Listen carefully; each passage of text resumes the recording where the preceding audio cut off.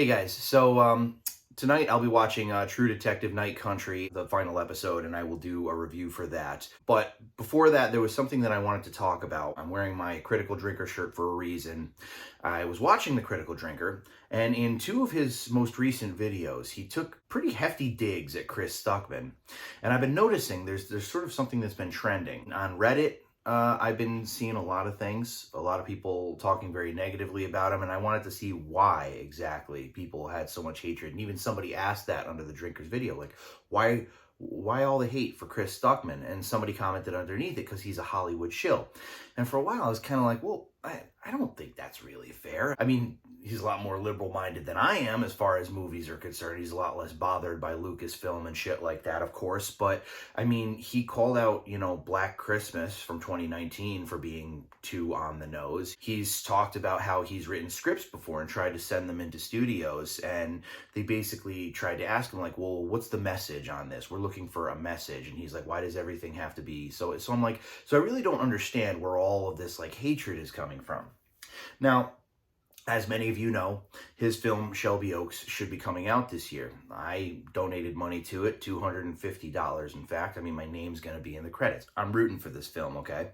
But ever since he started pre-production on this, he has basically kind of changed his attitude about filmmaking. As an aspiring filmmaker, he doesn't really want to, like, rip apart people's movies anymore. And for a while, I was kind of like, okay, no, I get that. I respect that.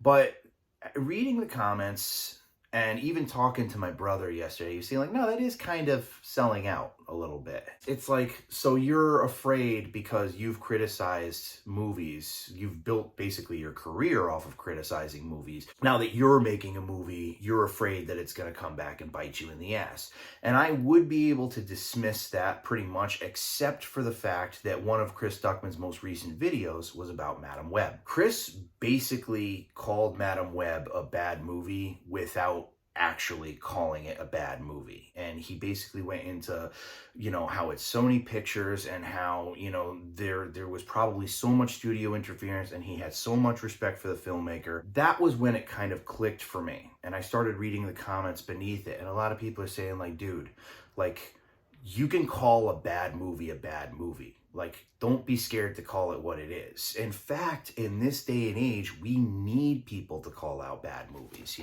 It's like, it doesn't matter what somebody's intentions were. I mean, that's called constructive criticism. For example, Steve Stark's second book and the London Gothic graphic novels, when I was waiting for them to arrive this year, I was sort of like, please be good. Please be good. They were both, they're excellent. But the fact of the matter is, I've communicated with these people and I like these people, so I don't want to, like, trash out whatever they do. And truth be told, if I didn't like what they did, I wouldn't have trashed it out. Like, say it didn't have a lot of detail or didn't have enough detail about something. I'd be like, I don't know, maybe they felt pressured to get this out quicker or something like that, because it just felt like it was missing something. Like, like I wouldn't be a dick about it, but I would also be honest with my audience because my audience deserves that. And frankly, the creators deserve it as well. And I don't mean that like, oh, you did a crappy thing, you deserve to get torn apart. In certain cases, you do.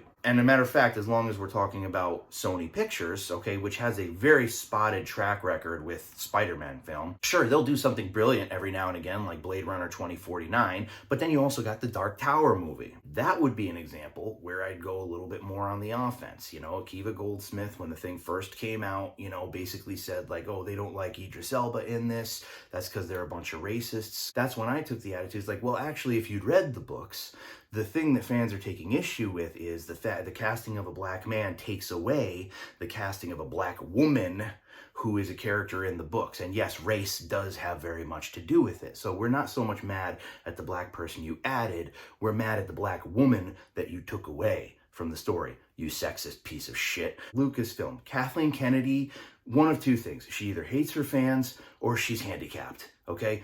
There's only two ways you can go about it. And again, like I said in previous videos, that feels personal. So that's a little different. Put a ticket in, make her gay! But In Chris Stuckmann's case, a lot of his old videos were fun, and even when he was talking about a movie he didn't like, he was having a great time talking about it. One of my wife's and my favorite videos that he has ever done is Night Killer. It's a hilariosity review. I highly recommend all of you check it out, because it is a hoot, man. That is like the most rewatched Chris Stuckmann video that we've ever seen. It's brilliant, but he's having such a great time reviewing it, and he even acknowledges in that, because it's from the director of Troll 2, he even acknowledges in that he feels kind of bad for the guy, you know, because it must suck to, you know, really put your heart into something and really try to make a good movie and just fall flat on your face. You can have that sympathy, but don't be afraid that, you know, people are gonna criticize you. It's like, and you know, again, Shelby Oaks, I put money into that. I'm rooting for it. I hope I like that movie. But if I don't, I'm gonna be honest, man. I've been honest about my own videos. The first review that I did for The Last Jedi, I'm embarrassed to admit this, the first review that I did for The Last Jedi, I was doing what Chris Stuckmann called fandom menacing, okay? I wanted to like the movie so much that I gave it a positive review. And as time went by, I started picking it apart, and I was just like, that movie was ass. I'm embarrassed to admit that, but that was on me. When I did my first review for Scary Stories, A Tribute to Terror, okay, the first video that I did for that, I said that, you know, it wasn't based in folklore. And I thought that that was kind of a bummer. And Kurt Tuckfield, the author, watched my video and basically commented at one point, you know, did you read the notes section? Which I didn't. It was a stupid mistake on my part. So you know what I did? I corrected it. I didn't even delete my first video. I corrected it. I did a second video apologizing and saying, well, I like the book even better now because it was based in folklore. By the way, I'm kind of a dumbass for not reading the notes section. It's okay. We all make mistakes. Nobody's perfect at everything. Just because you criticize movies doesn't mean that you shouldn't be open to criticism yourself or even self-criticism. Right now, just last night, me and my friends were out filming an adaptation for One for the Road. It's a short Stephen King story, all right? Now, I think that the footage came out brilliant, but there's still so much to go. I guarantee you there's something that I overlooked or something that could have been better in some way, or maybe I should have gotten another take. Not to mention we still have half of the thing to film next weekend, and then we have to go through the editing process. Nobody is going to be more critical about my film than I am, and that's okay. In this day and age where Rotten Tomatoes just pads the most awful movies imaginable, in order to bring back something good, we need honest reviewers, like what Chris Stuckmann used to be. Honest reviewers, but down-to-earth reviewers, because critics also have the tendency to tear apart awesome movies for like the most nitpicky little things.